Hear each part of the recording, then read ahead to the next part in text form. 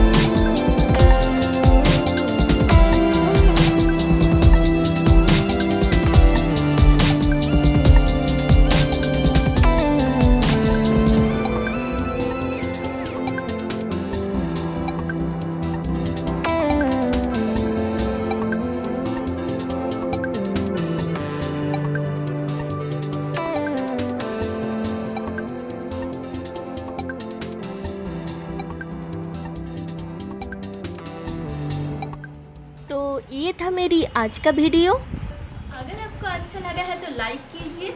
मेरी और भी वीडियो देखना चाहते हो तो सब्सक्राइब भी कर दीजिए। मिलते हैं मेरी नेक्स्ट वीडियो में, तब तक के लिए take care and bye bye.